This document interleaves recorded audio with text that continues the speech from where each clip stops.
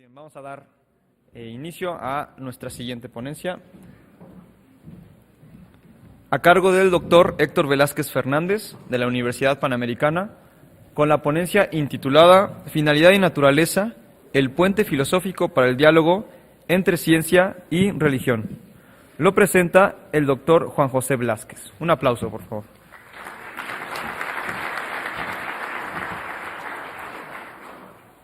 Bien, buenas tardes a todos, bienvenidos nuevamente. Sin más preámbulo, paso a presentar un breve currículum del profesor Héctor Velázquez.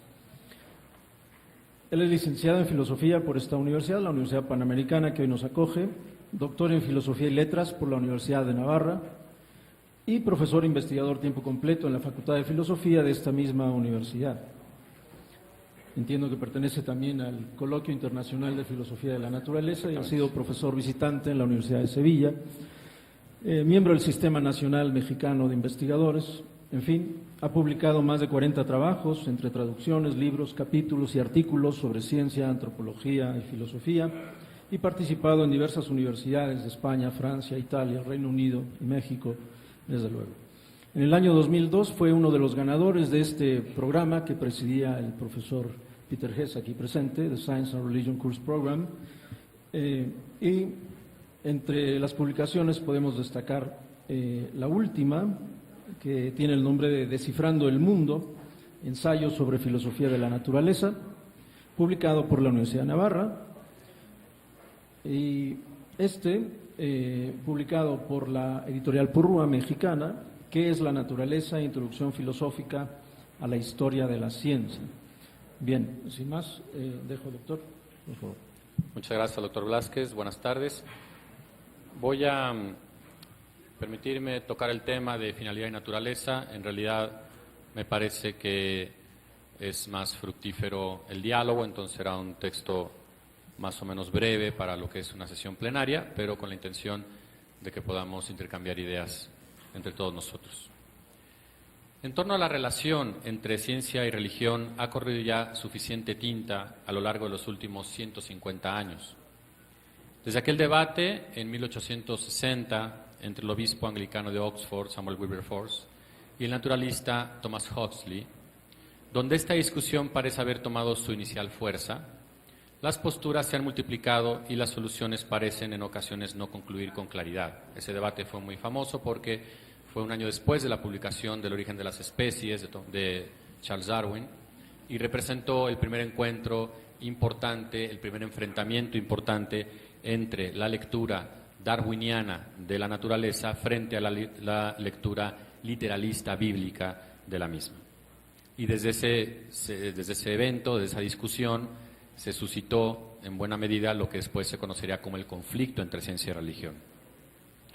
Viendo en perspectiva esta discusión, nacida quizá de modo preponderante desde ese evento en Oxford, quizá hoy estamos en buenas condiciones para intentar una revisión de los diferentes criterios que se han explorado a lo largo de las últimas décadas para resolver cómo deberían relacionarse ciencia y religión. Y podemos también en este momento quizá evaluar qué caminos se han recorrido atinadamente y cuáles podríamos reemprender. Y es que nuestro momento cultural ha visto pasar en estos años lo mismo propuestas epistemológicas cientificistas que reivindicaciones fenomenológicas, que aportan elementos para hacer un alto y calibrar si el modo como se ha planteado la relación entre ciencia y religión debiera añadir algunos otros elementos más a la discusión de los que ya están en curso. El propósito de esta intervención es mostrar cómo podría plantearse el encuentro entre ciencia y religión más allá de las propuestas solo metodológicas o los acercamientos epistemológicos y dirigir el planteamiento a dos realidades fundamentales que no necesariamente se encuentran presentes en los análisis contemporáneos sobre esta discusión, a saber, el problema o la raíz antropológica de la intención de relacionar ambos tipos de conocimiento, la ciencia y la religión. ¿De dónde nace? ¿Cuál es la raíz antropológica de esa preocupación de relacionar ciencia y religión? Eso por un lado. Y por otro de las líneas que parecería valer la pena reconsiderar la ruta ontológica que a partir de la búsqueda de la unificación explicativa del orden en la naturaleza supondría cierta interacción entre ciencia y religión. Es decir, por un lado, explorar cuál es la raíz de la preocupación humana, personal, de unificar ciencia y religión, y por otro lado, si hay algún tipo de enfoque que de suyo lea unificadamente el mundo, y esa podría también ser una línea de investigación para relacionar ciencia y religión. Es ampliamente conocida, el doctor Urrutia ya lo había mencionado en su intervención, es ampliamente conocida y ha sido profusamente discutida la división hecha por Jan Barbour sobre los modos de relacionar ciencia y teología o ciencia y religión. Barbour piensa, como ya se había mencionado, voy a repetir solamente algunos tópicos sobre esto muy breve. Como dice Barbour, hay 4 opciones de interacción: la del conflicto que ya se mencionaba, la visión de independencia, la llamada del diálogo o la de integración.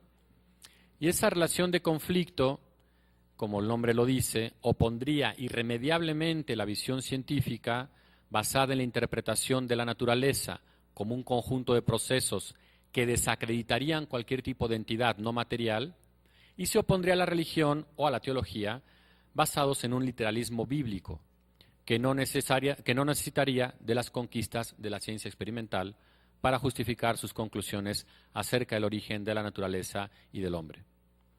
Para Barbour, esta opción, la de conflicto, habría sido la inspiración de planteamientos tan radicales como los de John William Draper. Draper hizo un texto en 1874 que fue un clásico titulado Historia del conflicto entre ciencia y religión, donde la visión o la única vía posible que él planteaba para relacionar ciencia y religión era la de una guerra declarada entre ambas. Y eso fue un texto que hizo mella en buena medida en el mundo anglosajón en el último tercio del siglo XIX. En cambio, la relación de independencia, como plantea Barbour, entre ciencia y religión, apostaría por un contraste metodológico que alejaría los lenguajes de una y otra, diferenciaría los discursos y haría indiferente los presupuestos y las llamadas cuestiones límite pertenecientes a cada una de las dos disciplinas.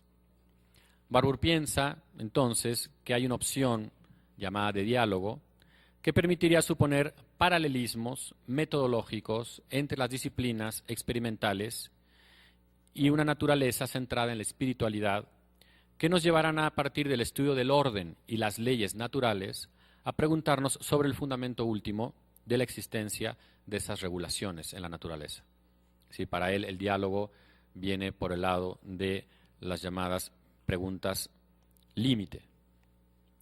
Mientras que la integración convertiría la visión de integración o la opción de integración entre ciencia y religión para Barbour, convertiría a la ciencia experimental en la fuente más fiable para el descubrimiento de la intervención directa de Dios en la naturaleza. Es decir, versiones muy afamadas en el siglo XVII y en el siglo XVIII de la llamada teología física, según la cual la ciencia experimental, en el pensamiento, por ejemplo, de Robert Ball, de John Ray y otros autores, harían de la ciencia experimental el camino más directo y más fiable para mostrar la intervención directa de Dios en la naturaleza. Porque la ciencia experimental estaría ocupada de estudiar el orden, la regularidad y la belleza, y eso supondría que en la naturaleza hay un agente que interviene directamente, que sería Dios, y sería el científico o el naturalista el encargado de descubrir esa intervención. Esta opción de integración supondría para Barbour una necesaria síntesis sistemática en la lectura del mundo. Pero la clasificación, ya lo mencionaba también el doctor Urrutia, la clasificación de Barbour no es la única. Yo quisiera llamar la atención sobre 2 más, porque el tipo de desarrollo que hacen estos 2 autores que voy a mencionar frente a la opinión de Barbour dan como una especie de contexto de cuál es la propuesta contemporánea de diálogo o de interacción entre ciencia y religión, y es lo que me parece que todavía podría repensarse, replantearse con los elementos que tenemos a estas alturas del siglo XXI. Hay otra célebre clasificación de la interacción entre ciencia y religión, que es la cuádruple tipología de John Hogt, quien distingue como primera opción el conflicto, en eso coincide con Barbour, que diferencia él mismo, la hace diferente de la opción de contraste. Hay otra que piensa que es la perspectiva de contacto y finalmente lo que él llama confirmación. En realidad son 4 cons: conflicto, contraste, contacto, confirmación. Para Hogt, según la visión del conflicto, la religión es totalmente opuesta a la ciencia y la ciencia invalida a la religión. El contraste es un conflicto, para la visión del contraste, hay un conflicto entre ellas, entre ciencia y religión, y que es un conflicto lógico, porque aunque ellas son válidas, ambas estarían irremediablemente separadas. La visión de contacto dice que la religión y la ciencia serían diferentes, aunque con mutuas implicaciones, lo que supondría que la religión y la teología deberían estar al tanto de los últimos desarrollos de la ciencia para que sus conclusiones no parecieran sin sentido o irracionales. Y lo que llama la postura o la opción de confirmación supone que ambas disciplinas buscan la verdad y la ciencia prepararía el camino hacia algunas ideas religiosas e incluso garantizaría sus conclusiones, muy cercana a la visión de integración propuesta por Barbour. Barbour y Hogt coinciden en que el conflicto representado por el materialismo científico y el fundamentalismo religioso sería la opción menos viable en esta exploración de cuál puede ser la interacción entre dos disciplinas como estas. Mientras que, por otro lado, la visión de contraste y de contacto serían opciones que deberían continuarse hasta alcanzar una cierta forma moderada de integración o de confirmación. Hay una tercera clasificación de un tercer autor que vale la pena rescatar, que ha sido también ampliamente comentada en los últimos años y que se suma a estas dos que ya revisamos. Es la propuesta de la llamada desfase metodológico entre ciencia y religión propuesta por Stephen Jay Gould, quien con su famosa propuesta de los magisterios que no se superponen, reconoce en ambas disciplinas diferentes pesos que separan a la ciencia y a la religión. A la ciencia porque su intención sería dar una visión objetiva del mundo natural, y a la religión que se ocuparía solo de cuestiones espirituales y éticas acerca de nuestra conducta. Para Gould, los hechos de la naturaleza no permiten decidir sobre un comportamiento moral determinado, o tampoco pueden orientar para apostar por un significado espiritual concreto de una acción. Por lo que la fuente para decisiones de este tipo debería buscarse en otro tipo de contenidos o de disciplinas, pero no en la ciencia. Y también viceversa. La religión se ocuparía de orientar este tipo de acciones personales, de decisión concreta, ética, etcétera, y no tendría por qué recurrir a la ciencia para guiar esas acciones. La propuesta de Gould deja inconformes tanto a quienes apuestan por una relación de conflicto como para quienes piensan que puede haber ámbitos comunes e incluso de integración. Ambas posturas quedan inconformes con la propuesta de estos magisterios que no se traslapan. Los criterios de relación entre ambas disciplinas como ciencia y religión podrían multiplicarse, además de estas tres que ya revisamos. Pero con estos tres ejemplos me parece suficiente un acercamiento para mostrar que cuando se plantea el problema de la interacción entre ciencia y religión, parecen priorizarse planteamientos más de corte epistemológicos o metodológicos, que intentan resolver si es posible esta interacción o no lo es. Decía yo al principio que quizá es momento de insistir en otro tipo de criterios que permitan aclarar si es posible esta relación. Gould acierta en la idea del desfase metodológico, porque es un hecho la diferencia radical entre ciencia experimental, que busca un conocimiento de la naturaleza que nos proporciona un dominio controlado sobre ella, y por otro lado la reflexión personal o la convicción, a veces incomunicable, para ajustar la vida propia conforme a una idea de un Dios personal o unas finalidades espirituales propias. Si es verdad el desfase metodológico, podemos preguntarnos, ¿qué tipo de vínculo real puede plantearse entre disciplinas tan diferentes, tan independientes y al parecer tan ajenas? En ocasiones se apela a los llamados problemas límite, que mencionamos hace un momento, o problemas frontera, que también se les dice, como un vehículo vinculante entre ciencia y religión para resolver esta pregunta. Pero algunos autores afirman que los genuinos problemas o cuestiones límite o cuestiones fronterizas no nacen en el interior de la ciencia, ni son exclusivos de la religión, sino que son fruto de las más profundas inquietudes subjetivas humanas, que buscan una visión unificada o unificatoria del mundo y que para lograrlo traslapan algunos acertos de la ciencia y algunas conclusiones de la religión. Este es un hecho no siempre destacado con justicia.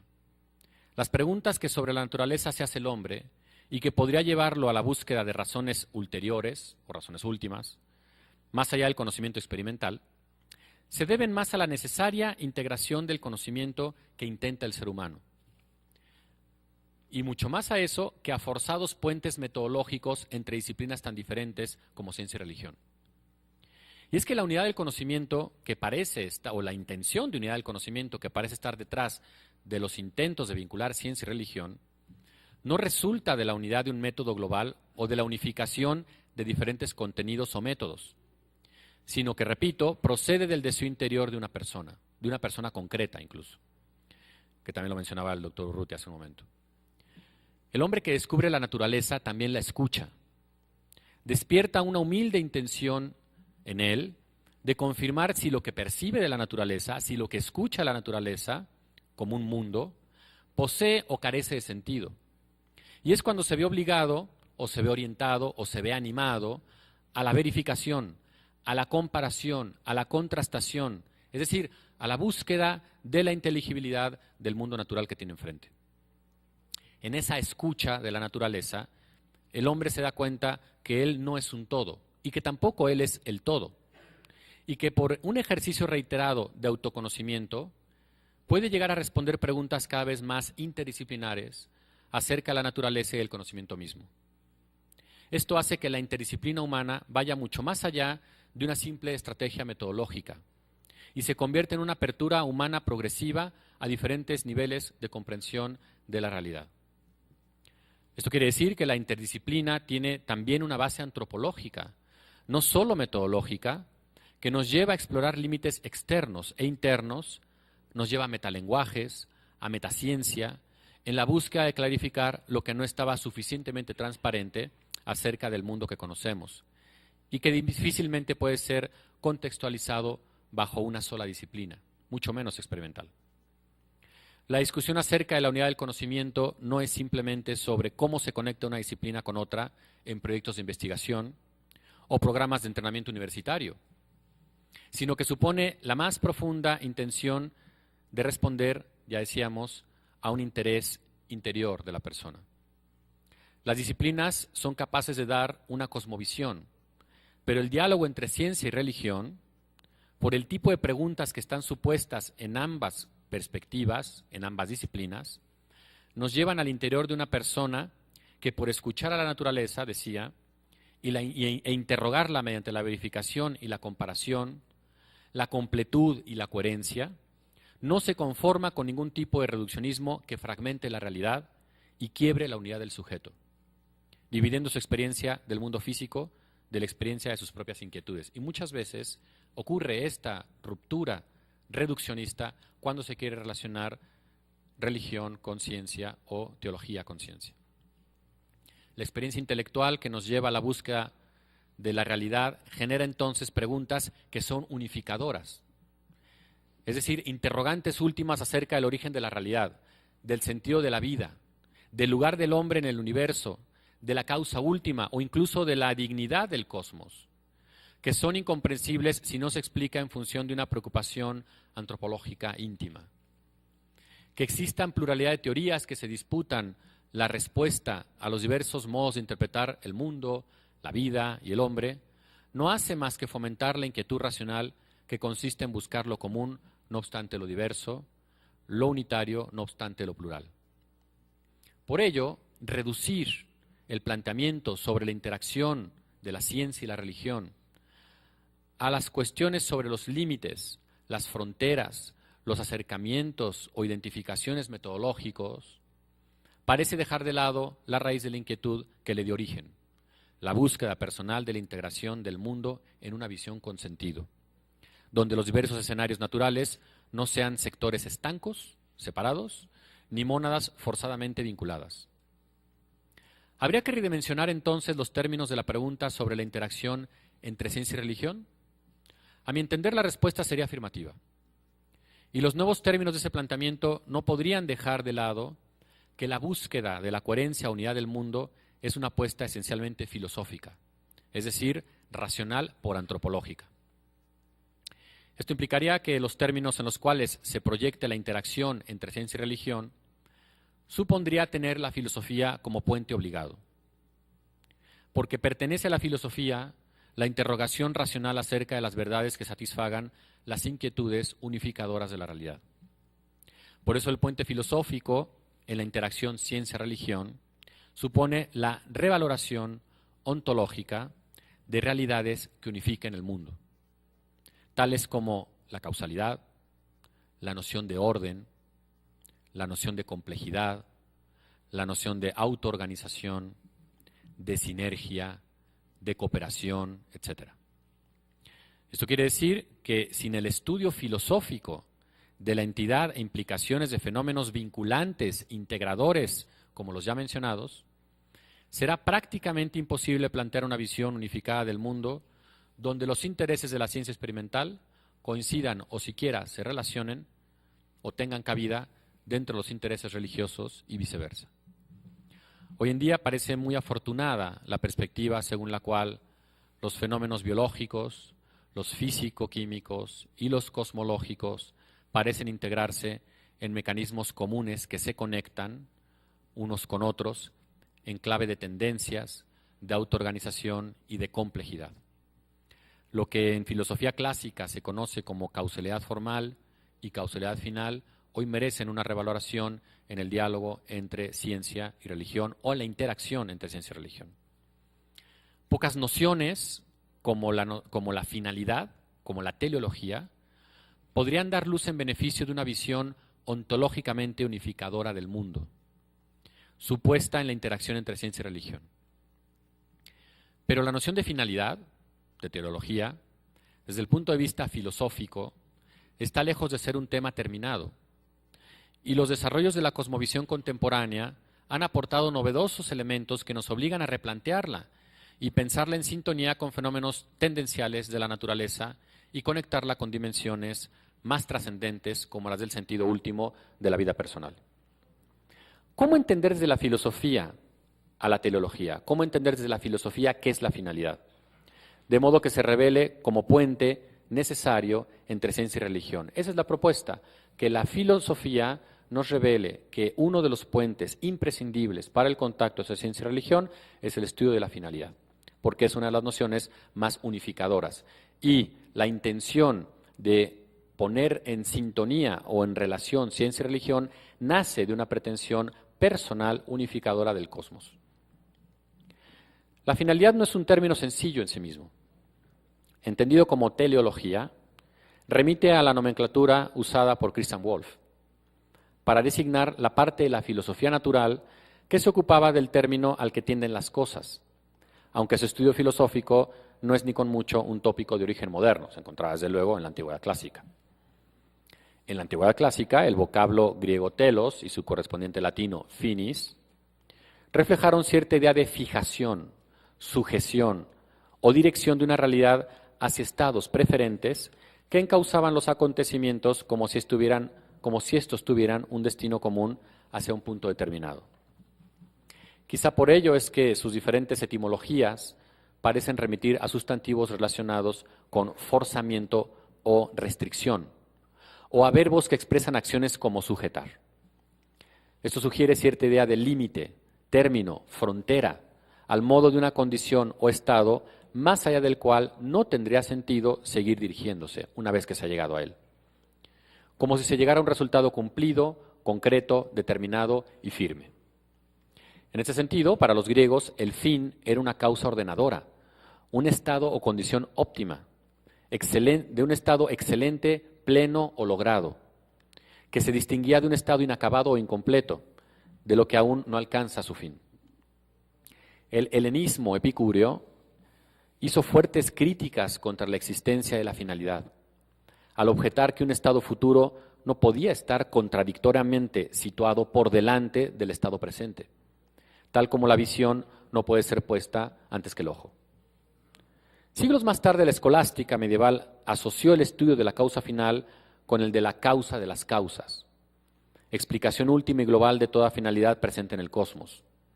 Y distinguió entre fines espaciales, fines temporales, intención, propósito, objetivo, fin interno, fin externo, inmanente, trascendente, principal, secundario, relativo, absoluto, natural, sobrenatural, al fin escolástica.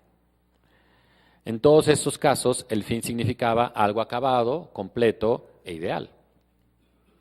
Como cierta reacción a tantas distinciones formales medievales, en la decadencia de la escolástica, el significado de fin se redujo paulatinamente al de acción eficiente. Y la teleología fue considerada como una construcción simplemente metafórica, sobre todo a partir del nacimiento de la ciencia moderna, que intentó superar con un enfoque cuantitativo la física cualitativa de cuño aristotélico.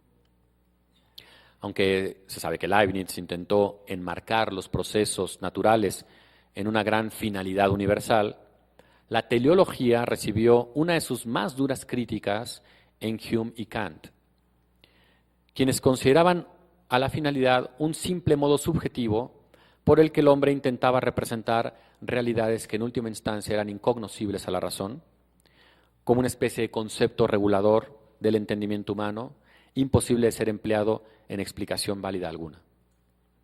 Ante la exclusión de la finalidad del ámbito físico, quedaba para ella el reducto de la intencionalidad conductual humana. Desde la Edad Moderna, la finalidad se reducía exclusivamente al campo de la acción, la tendencia que yo me propongo con mis acciones, los objetivos que yo propongo delante de mis acciones. Sin embargo, una visión interesante sobre la naturaleza de la finalidad y sus alcances se ha desprendido del pensamiento contemporáneo, del pensamiento de los últimos años, en concreto los últimos 30 años. A lo largo de la historia del pensamiento, quienes afirman la existencia de un orden natural interpretan los fenómenos como si siguieran estos un propósito predeterminado, fruto de la deliberación o al menos como parte de un proyecto, teniendo en cuenta, desde luego, que son nomenclaturas antropomórficas, proyecto, deliberación. Y leen los procesos naturales gracias a los cuales los seres nacen, interaccionan, crecen, se reproducen y mueren, en el caso de los seres vivos, o simplemente se mantienen en el ser, en el caso de los seres inertes, como si fuesen dirigidos o direccionados y obedecieran, entre comillas, a una suerte de propósito gobernante. En buena medida, las objeciones contra la existencia de una finalidad en la naturaleza dependen de matices no solo epistemológicos, sino ontológicos, como la diferencia entre finalidad y finalismo, o entre explicación teleológica y finalidad. Pero en términos generales, finalidad alude contemporáneamente a la presencia de cualquier ajuste, orden o proporción según el cual se conduce un acontecimiento particular o un conjunto de acontecimientos en el tiempo. Mientras que finalismo más bien se entiende una suerte de causa ordenadora global que explicaría todos y cada uno de los acontecimientos coordinados en la naturaleza. Lo que la cosmovisión contemporánea intenta revalorar es la idea de finalidad, no tanto la idea de finalismo. Finalismo sería una intervención directa de una causa global ordenadora que estuviera detrás de todos y cada uno de los fenómenos naturales, fuera cuales fuera su tipo. El finalismo no reconoce como válido ningún testimonio o ninguna realidad de procesos particulares que intenten refutar la existencia de fines, puesto que concluye que hay un fin universal, no a partir de una colección de ejemplos particulares, sino a partir de la consideración general de un orden en el cosmos. Por otra parte, cuando se habla de finalidad, no de finalismo, de finalidad, se hace alusión a fenómenos particulares tendenciales que siguen en su desarrollo determinados caminos en función de ciertos ajustes que guían su despliegue en el tiempo. Y en ese sentido, finalidad se considera sinónimo de teleología. ¿Qué tan explicativa puede ser la teleología en la búsqueda de una visión unificadora del mundo, que eventualmente conectara ciencia con religión a través de la investigación filosófica del orden teleológico? Toda explicación es un intento para hacer compatible un hecho determinado con el conjunto de creencias, principios o convicciones que conforman nuestro conocimiento personal. Ante un argumento que no comprendemos, buscamos reinterpretar su contenido, inicialmente no entendido, hasta aclararlo en función de nuestro conocimiento aceptado. Eso es explicar. Como elementos indispensables en toda explicación, se encuentran, por tanto, las motivaciones personales, especulativas, que nos llevan a preguntarnos sobre el sentido de un hecho que percibimos en primera instancia como inexplicable o sin sentido. Intenciones de que la explicación genere en el sujeto una comprensión de ese hecho que no comprendía. Una explicación que clarifique nuestros contenidos intelectuales que antes había aceptado. Y son elementos que convierten a la explicación en enunciados o proposiciones que describan correctamente y de modo intersubjetivo, unos con otros, esta explicación y que suponen el hecho a explicar como verdadero y como real. Dicho en otras palabras, explicar es tener un contenido personal aceptado que se enfrenta a una realidad que no tiene sentido en ese contexto aceptado previamente, y entonces yo intento hacer sintonía entre lo previamente aceptado y lo que se me enfrenta como sin sentido, bajo el supuesto de que eso que quiero explicar, de que eso que quiero entender es verdadero y real. Explicar consiste entonces en postular una serie de premisas suficientes que justifiquen la existencia de lo que el interlocutor desconoce y ante lo que pide una explicación. De ahí que explicar signifique, en el fondo, explicar causalmente, pues las razones pretenden justificar la existencia de un hecho que entiendo como inexplicable hasta que me quedan claras las causas de su existencia. Puede ser un hecho, puede ser una experiencia, puede ser un sujeto. Pero cuando la explicación intenta ser teleológica, estamos en otro terreno, porque surgen complicaciones en este contenido causal que está detrás de toda explicación. El contexto en el que hoy los objetores de la teleología se mueven, dicen que la discusión filosófica sobre la finalidad se enmarca dentro de algo que es muy discutible, que no tiene sentido o que no tiene fundamento. Sin embargo, quienes apoyan la explicación teleológica dicen que se basa en estructuras y niveles organizados, que vamos conociendo paulatinamente, que primero no son transparentes a la inteligencia humana y luego lo empiezan a hacer conforme la ciencia va avanzando. Y que van mostrando que lo microfísico y lo físico-químico explican el nivel astrofísico de la materia, el nivel geológico explica el nivel terrestre y el nivel biológico fundamenta a los seres vivos y al ser humano. Como si todos esos niveles de la materia funcionaran al nivel de una red global de interacciones. Dentro de esta llamada cosmovisión contemporánea, la explicación con base en la finalidad supone que hay fenómenos direccionados en virtud de los cuales la naturaleza parece operar. Una afirmación de este tipo exige clarificar lo que se entiende por finalidad, cuál es su alcance, cuál es su utilidad en la investigación unificadora del mundo. Pues no es lo mismo la direccionalidad, la cooperatividad y la funcionalidad. La direccionalidad designa la presencia de modelos o pautas dinámicas que articulan procesos en todos los niveles de la naturaleza. No todo comportamiento natural es una pauta, pero ningún proceso natural se da sin pautas, desde lo microfísico hasta lo bioquímico, hasta lo astrofísico.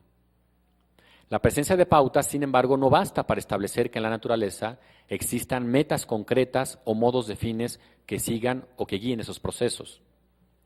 Es verdad que una cosa es que los fenómenos naturales se desplieguen hacia metas determinadas y otra muy diferente que se puedan postular metas necesarias para el conjunto de los despliegues naturales, sobre todo porque las potencialidades de la naturaleza son solo posibles, mientras que en otras ocasiones son solo probables y en otras son reales. La direccionalidad o tendencia natural de ciertas potencialidades que se despliegan en el tiempo no ocurren al margen de otras potencialidades coordinadas con ellas. Y esto implica una lectura global, compleja, de interacciones, de cooperatividad, de coordinación. Entre la postulación de una teleología o finalidad débil, es decir, patrones en función de los cuales se articulan procesos, y una teleología o finalismo o finalidad fuerte, es decir, procesos globales que se dirigen hacia metas determinadas y estables, las objeciones contra la finalidad se dirigen más bien hacia la modalidad fuerte, cuya explicación última supone elementos que trascienden la observación del mundo natural, pero son de orden metafísico. La presencia de estructuras como información dentro de la lectura actual sobre la finalidad hace posible que podamos hablar de interacciones globales que rescaten la noción de finalidad en la explicación unificadora del cosmos. En diversos órdenes y diversos niveles de la naturaleza, es posible identificar estos comportamientos teleológicos donde parecen cumplirse características de las ya mencionadas. Diversos autores han insistido en que no es lo mismo entender la teleología al modo de final de un proceso, como cuando sabemos que el nacimiento es el fin del proceso del desarrollo de un embrión, que entenderlo como mera meta de una tendencia, como cuando un animal consigue reproducirse después de un cortejo, o entenderlo como valor para un sujeto, cuando hacemos de nuestras razones los fines de nuestra acción consciente, o entenderlo como objetivo de un plan, cuando la invasión planeada por un ejército logra su cometido programado. ¿Cuál de estos sentidos parecería responder más a las inquietudes unificadoras que desde la filosofía animaría una interacción entre ciencia experimental y reflexiones religiosas? Parece que el sentido de fin como como meta de una tendencia explicaría mejor los valores físicos que el cosmos despliega en la materia en clave de autoorganización, de modo que va dando paso evolutivo a nuevas estructuras con instrucciones restrictivas que van haciendo presentes ciertos futuros y va discriminando otros no conseguidos. Es de justicia reconocer que una valoración de la noción de finalidad como preocupación unificadora de la realidad supone la relectura de otros elementos naturales como la entidad del tiempo, su relación con el espacio y la causalidad, la reconsideración del papel del observador, la problemática acerca del origen radical de la entidad frente al origen de la estructura actual del cosmos, pero sobre todo la reincorporación de la reflexión filosófica acerca de la complejidad que se ha convertido hoy en día en uno de los principales criterios unificadores de la realidad. La racionalidad clásica, con esto voy terminando, la racionalidad clásica deriva de la epistemología de la ciencia moderna que en el siglo XVII acostumbró al intelecto humano a una visión jerarquizada y jerarquizante, donde se distinguían los elementos esenciales, los elementos derivados y los elementos tangenciales de cualquier sistema natural. Y más tarde también se incluyó esta visión de búsqueda de identificación de elementos esenciales, derivados y tangenciales en los sistemas vivos y en los sistemas humanos, en los sistemas sociales, etc. Bajo este criterio epistemológico, heredado de la modernidad, la realidad es difícilmente unificable y más bien aparece como un conjunto de elementos en mutua interacción, pero independientes entre sí, conectados por causalidades donde algunas son más relevantes que otras y algunas simplemente pueden ser desechadas. La complejidad contemporánea, en cambio, muestra un patrón de interacción diferente al de la ciencia heredada de la modernidad. Un patrón de interacción entre elementos de realidad radicalmente diferente a esa que distingue entre realidad central o esencial, realidad derivada, realidad tangencial. Y revela cómo los diversos sectores de esa materia presentan un comportamiento sistémico en donde todos interactúan de un modo reticular y donde no existen causalidades ni esenciales, ni derivadas, ni tangenciales, como no sea por efecto de los intereses del observador, pero no por efectos ontológicos. Hoy la complejidad, como criterio de interpretación de la realidad material, entendida como un gran sistema evolutivo, adaptativo y complejo, nos exige una visión unificada del mundo en la que la reflexión filosófica, esencialmente unificadora, busca conectar las explicaciones de la ciencia experimental con la de los planteamientos trascendentes propios de la religión o de la teología. Finalmente, en resumen, parece que el problema en torno a la interacción entre ciencia y religión no alcanzará soluciones contundentes si se le continúa abordando solo desde la perspectiva epistemológica, acerca de los límites o solapamientos metodológicos, sin incluir una lectura unificadora de la realidad típicamente personal, típicamente filosófica, que satisfaga las inquietudes más genuinamente propias de cada uno de nosotros. Inquietudes que el hombre tiene acerca del sentido de la realidad en la que le ha sorprendido la existencia. Esto no es solo una generalidad, sino una línea real de investigación para quienes pretenden adentrarse en los tópicos sobre la relación entre ciencia y religión, que quizá debería renombrarse como el problema unificador no entre ciencia y religión, sino el problema unificador filosófico entre las preguntas sobre la materia y las preguntas radicales sobre la trascendencia. La interacción entre ciencia y religión, con la filosofía como eje, tiene, a mi parecer, mucho que aprovechar de la lectura unificadora del cosmos que aporta la finalidad o la teleología. Muchas gracias.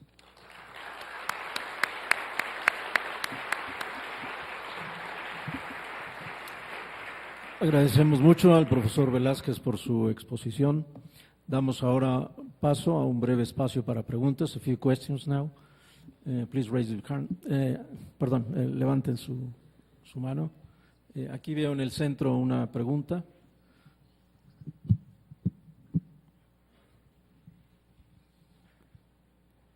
Yo soy Fabio, yo soy brasileño, yo no hablo bien español. Yo soy de la Universidad del Estado de Rio de Janeiro. Mi pregunta es, científicos como Helmholtz alemán, tinham também a pretensão de unificação da ciência, só que é projeto absolutamente materialista. Eu queria saber primeiro, a ideia de unidade pode servir como critério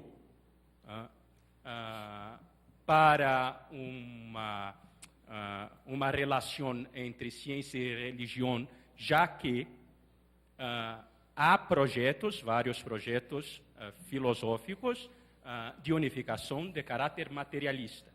Segundo, qual é a natureza da antropologia propostas, já que há também várias antropologias, sendo aquelas também de caráter materialista? Só son esas preguntas. Muchas gracias. Bien, sí, hay propuestas unificadoras científicas y propuestas unificadoras antropológicas, en efecto, ambas de corte materialista. En el primer caso, también de corte que se le ha llamado cientificista. El Círculo de Viena, por ejemplo, es un caso típico. Sin embargo, quizá lo que habría que insistir es que, a pesar de del proyecto que vendió el Círculo de Viena y algunos desarrollos posteriores de Popper, Kuhn, Lakatos, Feyerabend, etc., la unificación de la realidad en clave científica no necesariamente es materialista, a menos que se postule una visión reduccionista, que no es una visión científica, es una visión filosófica. Con lo cual, tanto la visión unificadora como el reduccionismo materialista son posturas filosóficas. Entonces, la sede de la discusión entre ambas sería filosófica, no científica. De tal modo que para postular que una visión unificadora del mundo podría hacer interactuar ciencia y religión, porque un sujeto concreto es el que tiene la inquietud de unificar los diferentes saberes que va advirtiendo, esa postura tendría que dialogar o tendría que plantear una cierta interacción con la postura también filosófica del reduccionismo. Pero lo que me interesa señalar en esta intervención que hace usted es que la propuesta unificadora materialista es una propuesta filosófica, no es una propuesta científica.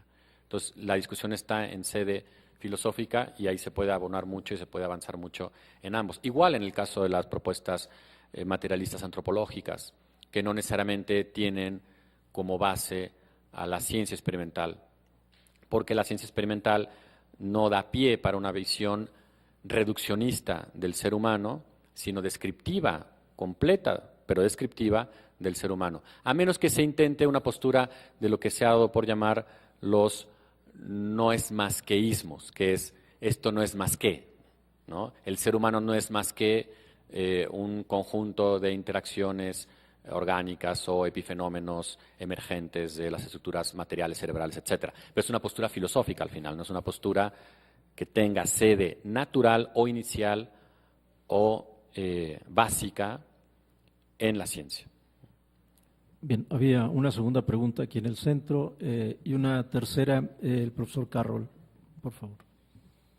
Atrás, perdón.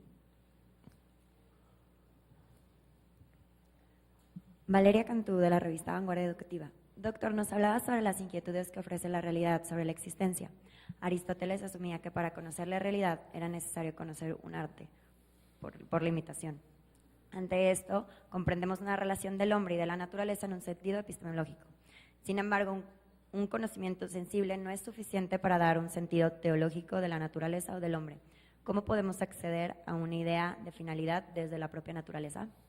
Bueno, es un poco la intención de la intervención, es decir, hay dos rutas, una ruta, digamos, previa a lo que se ha llamado cosmovisión contemporánea, que era la ruta moderna mecanicista clásica, según la cual toda lectura teleológica o toda lectura finalística del cosmos no era más que una antropomorfización, una visión que el hombre inventaba para extrapolar el modo como él veía en sus acciones, cómo procedía, y descargar la naturaleza como si la naturaleza eligiera. Esa era la primera ruta, que tiene una serie de objeciones muy contundentes de Hume, sin embargo, algunas de ellas muy discutibles, y que son también desarrolladas por la filosofía kantiana.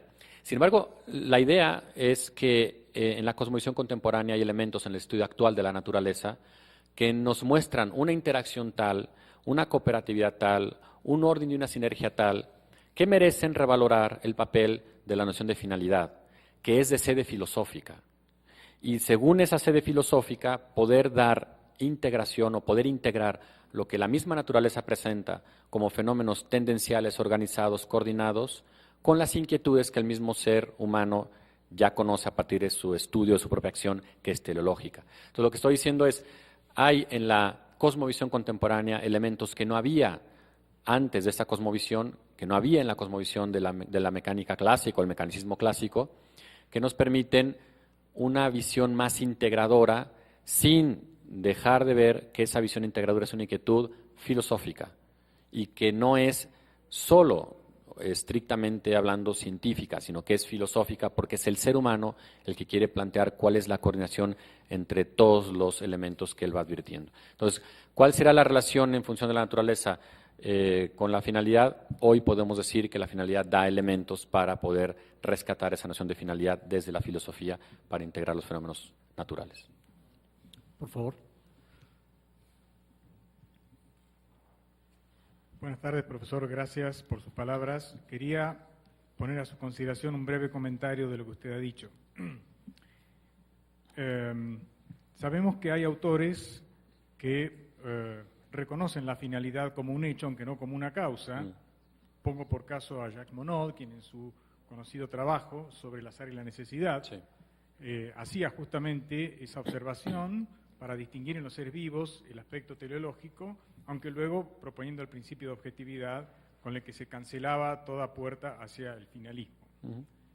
Y entonces pensaba que a lo mejor a través de sus palabras se puede poner también en evidencia aquello de que la naturaleza en definitiva no se explica por sí misma, aunque podamos reconocer en ella signos de finalidad, y que tal vez podríamos aquí aprovechar para poner en énfasis un aspecto de la finalidad que podría servir inclusive para relacionar lo antropológico con lo ontológico de lo que usted hacía referencia, y que es el papel y la dignidad del intelecto, ¿no?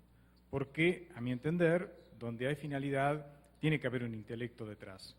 Y esto significa que siendo el hombre un ser dotado de intelecto, puede encontrar en sí mismo esa presencia de lo trascendente en la naturaleza, no solamente porque solo el intelecto puede conocer lo que es un fin en sí mismo, sino porque solo un intelecto puede reconocer lo que otro hace, y en este caso lo que otro intelecto ha puesto en las cosas.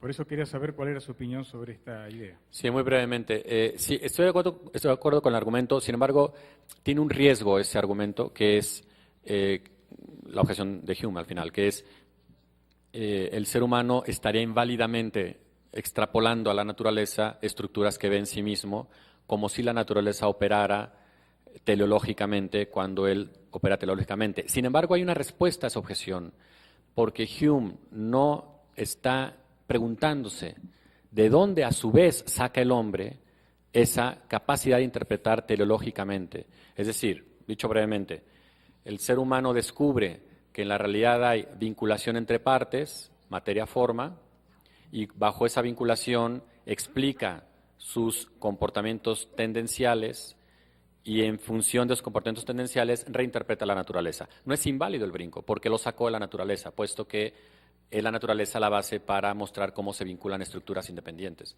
y eso es la finalidad. Entonces, en efecto, estoy de acuerdo con usted, si surgiera la objeción que plantea Hume, esa sería la respuesta para seguir siendo válida la postura que usted dijo, me parece. Finalmente, una última pregunta, last question, profesor Carroll, por favor. Thank you. William Carroll from Oxford. Hector, I agree with so much of what you say, especially the crucial role of philosophy as dialogue partner, or indeed not only dialogue partner, but dialogue enabler. Don't you think that the title of the conference should be Ciencia, Filosofía y Teología?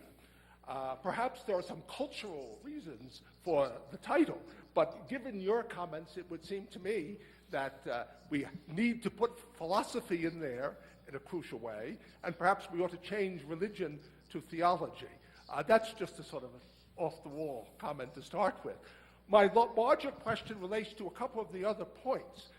That when you said that finality can provide, in the translation, the unifying vision, I would want to say it provides a unifying vision, and that you really can't have a coherent understanding of finality without a robust natural philosophy, which includes, in a prior sense, an understanding of cause and also an understanding of nature, so that we can't have a good understanding of finality as you want to have it without a more robust understanding of cause and also a more traditional understanding of nature. Sí, de acuerdo. Dos cosas breves.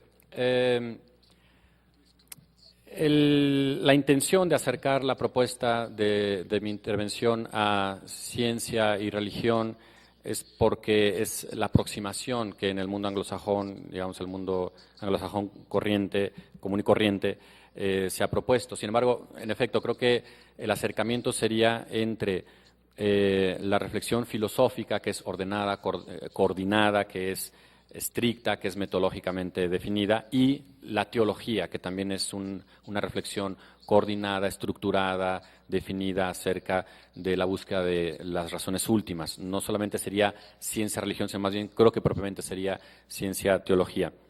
Y en efecto mencionaba yo hace un momento que la revaloración de la finalidad como un vínculo entre ciencia y religión supone otras muchas revaloraciones también de orden ontológico. Decía yo, la entidad del tiempo, la relación del espacio y la causalidad, la relación del observador con lo observado, la problemática acerca del origen de la entidad frente al origen de la estructura actual del cosmos, etcétera. Es una revaloración, en efecto, en conjunto, donde no solamente la finalidad tendría que ser un puente entre ciencia y teología, sino también estas otras nociones metafísicas. Al final la propuesta es, si no incluimos la reflexión filosófica como puente entre ciencia y religión, ciencia y teología en este caso, estaremos acumulando una vez más posturas epistemológicas que al final no le dan al sujeto que tiene la inquietud personal de unificar su mundo una solución concreta y satisfactoria. Bien, agradecemos nuevamente al doctor Velázquez por habernos compartido sus reflexiones.